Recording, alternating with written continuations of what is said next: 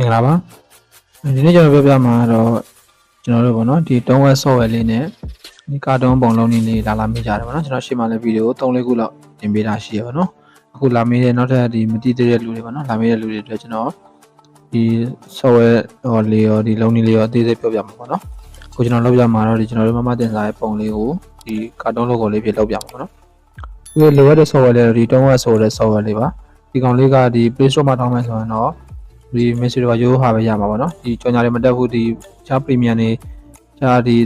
ပတ်စံတွေပေးဝယ်လို့ရတဲ့ဟာတွေကိုဒီ free သုံးနေဆိုရင်တော့ကျွန်တော်စီမှာဒီလာပြီးယူလို့ရရပါတော့ software မရှိသေးဘူးဆိုရင်ဒီ comment အောက်မှာ software ကျင်တဲ့ message များကျွန်တော် hide ခဲ့လို့ရပါတယ်ပြီးလို့ရှိရင်ဒီကျွန်တော် Telegram မှာလာယူလို့ရရပါတော့ software လေးလိုချင်တယ်ဆိုလို့ရှိရင်တော့ comment မှာရေးခဲ့ပေးပါ okay ကျွန်တော်တို့ software လေးဝင်လိုက်မယ်ပေါ့နော်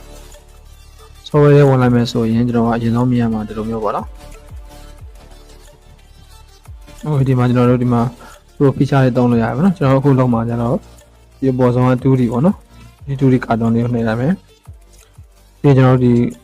gallery ပေါ့နော် gallery ကိုရွေးလိုက်မယ်ပြီးရင်ကျွန်တော်တို့ကိုထည့်မဲ့ပုံတစ်ပုံကိုရှာမယ်ပေါ့နော်ပုံရမယ်ကျွန်တော်တို့ကကိုထည့်မဲ့ပုံလေးတစ်ပုံကို select ပေးလိုက်မယ်တစ်ခါလေးမှဒီပုံလေး site အဆင်မပြေတဲ့အခါမှာ select လုပ်လို့မရတာဖြစ်တတ်တယ်ပေါ့နော်အဲဆိုလို့ရှိရင်ကျွန်တော်ပုံကို edit လုပ်ပြီးတော့ site ကိုတေးပေးရမျိုးရှိတယ်ပေါ့နော်ငွေဒါလေးကတော့အဆင်ပြေပါတယ်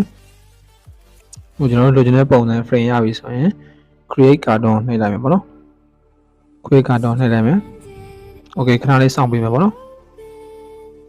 ငွေဒါဆိုရင်တော့ပုံလေးကကာတွန်းပုံလေးထွက်လာပြီပေါ့နော်အဲ့မှာသူကဒီတက်တာဒီ feature တွေအကုန်လုံးဒါဆိုရင်ပုံမှန် software တွေမှာဆိုရင် Play Store software မှာဆိုကျွန်တော်ဒါတွေသုံးလို့မရဘူးပေါ့နော်ကန့်သတ်ထားတာမျိုးရှိရဒီမှာတော့အကုန်လုံးကို free အကုန်လုံးသုံးလို့ရတယ်ပေါ့နော် premium feature တွေအကုန်လုံးရတယ်ဒီကောင်လေးတွေပေါ့နော်ဒီမှာ background ဝါမလားကိုကြိုက်တဲ့ဟာလေးပြီးရင်ဒီမှာ ink color လေးတွေချိန်မလားပေါ့နော်အဲဒီလိုမျိုးအလှလေးတွေပေါ့အဲဒါဆိုရင်ဒီ photo frame ပုံစံလေးဒါလေးဆိုလာရပါတော့ဒီမျိုးလေးနဲ့လုပ်လိုက်ရတယ်အခုကျွန်တော်ရတော့အခု logo ပုံစံလေးလုပ်ပြမှာဆိုတော့ background တစ်ခုတည်း color တစ်ခုတည်း background ကိုရွေးမယ်ပေါ့နော်အဲ့တော့ကျွန်တော်က background ဖြတ်လို့ကောင်းအောင် color တစ်ခုတည်းဟာကိုရွေးလိုက်မယ်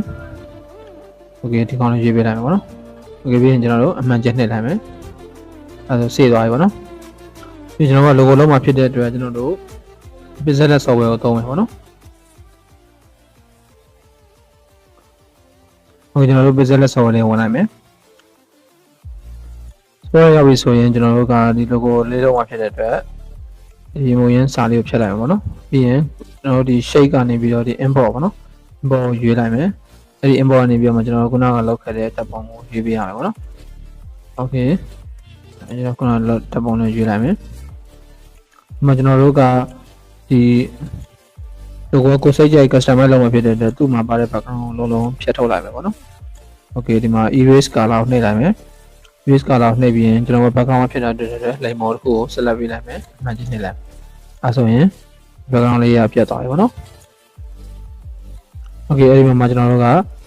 ဒီသူ့ကိုစက်ဝိုင်းပုံ logo လည်းထဲမှာဖြစ်တဲ့အတွက်သူ့ကိုစက်ဝိုင်းပုံနဲ့ရအောင် crop ကနေပြီးတော့စက်ဝိုင်းပုံလေးဖြတ်လိုက်ပြတ်ထုတ်လိုက်မယ်ပေါ့နော် okay ဒါဆိုရင်ကျွန်တော်တို့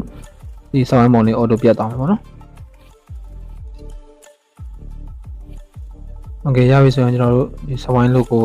ရအောင်လုပ်ဖို့အတွက်ကျွန်တော်တို့ shade တစ်ခုပေါ့နော် shade ကိုသွားမယ် shade ကိုကျွန်တော်အဝိုင်းပုံစံတစ်ခုရအောင်လုပ်မယ် okay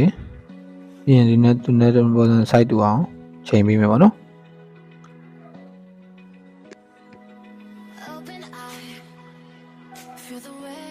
โอเคကျွန်တော်တို့ကကောင်းပေါ့နော်ဒီသူ့ကိုဒီ color တစ်ခုပေးမှဖြစ်တဲ့အတွက်ဒီကောင်အပေါ်အောက်ချိန်ပေးလိုက်မယ်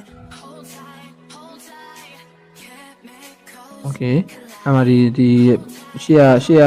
element ပုံမှာကျွန်တော် color တစ်ခုပါပါနော်အဲ့ဒီ color ကျွန်တော်ကပေါ်အောင်ယူချင်တာဖြစ်တဲ့အတွက်ဒီမှာအနည်းအောင်ဆိုရင်နောက်ကဟာကို color ရှေ့ကကောင်နဲ့ copy ယူလိုက်ပါနော်ဘယ်လိုယူလို့ရလဲဆိုတော့ဒီပုံထောက်လိုက်မယ်ပြီးရင်ဒီမှာပါတဲ့အရောင်နီရောင်တော့မဟုတ်နီညူရောင်အပြာပါနော်ကိုကြိုက်တဲ့ဟာအစိမ်းတော့မဟုတ်အစိမ်းယူမယ်ဆိုလည်းရတယ်ဒါဆိုအစိမ်းပုတ်ရောင်ပါနော်အစိမ်းရောင်အရောင်မှိန်နေတဲ့အချိန်ဒီဘက်မှာစိတ်ကြရွှေ့လို့ရတယ်အဲ့လိုမျိုးဒါဆိုရင်တော့တိတ်မပေါ်ဘူးပေါ့နော်ကျွန်တော်တိတ်မကြအဲ့တော့အနီရောင်ပဲယူလိုက်မယ်โอเคနီညူရောင်ပါနော်နီညူရောင်ယူလိုက်မယ်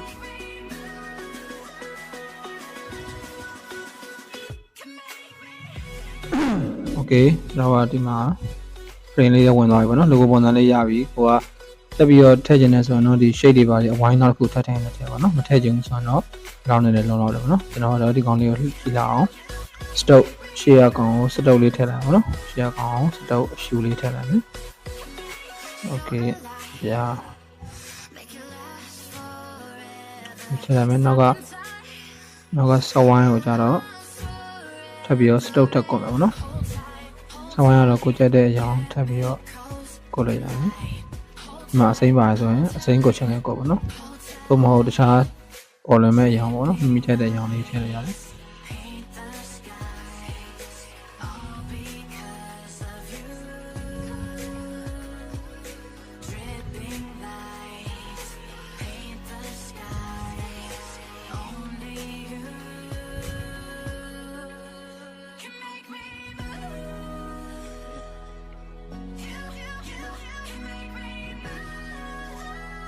ကျွန်တော်စကြရပြီဆိုရင်ဒီနှစ်ခုကိုပေါင်းပေးလိုက်ပါမယ်နော်ဒီနှစ်ခုကိုတရားပေါင်းပေးလိုက်မယ်โอเคအဲ့မှာကျွန်တော်ဒီမှာစာရေးမယ်ပေါ့နော်စာရေးမယ်ဒီမှာဒီကိုကြိုက်တဲ့စာလေးတစ်ခုထည့်ပါနော်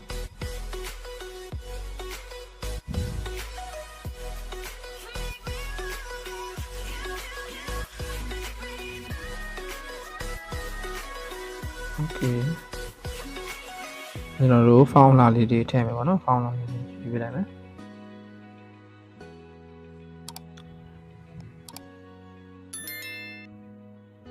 โอเคဘယ်ကောင်လေးရအဆင်ပြေမလဲပေါ့နော်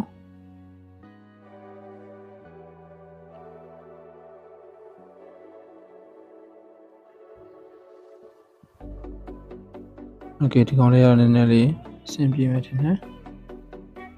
ဒီကောင်လေးကိုရွေးလိုက်မယ်ပေါ့နော်โอเคအဲ့မှာကျွန်တော်ကဒီအပေါ်ဆက်ဝိုင်းနဲ့ color တူအောင်အပေါ်မှာသုံးထားတဲ့နှက်ပြလေးကိုဒီစာမှာပြန်သုံးမယ်ပေါ့နော်စာမှာပြန်သုံးမယ်ပြီးရင် stock ကိုကြတော့အပေါ်နဲ့ map ဖြစ်ပါအောင် view stock ထည့်လိုက်ပါနော်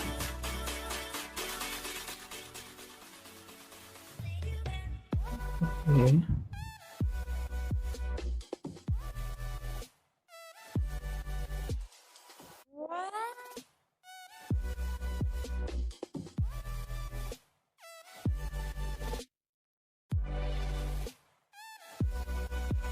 โอเคပြီးပါရင်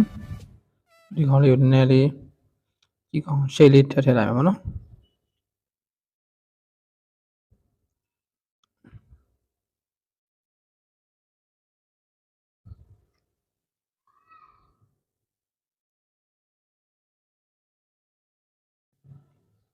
โอเคရပြီ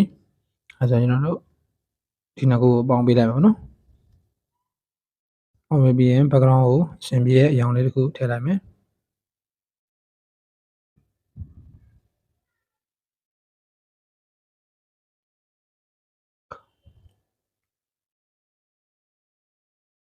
ကျွန်တော်တို့ပုံလေးကြာပြီဆိုရင်စကြရပြီဆိုရင်စေးလိုက်ပါနော်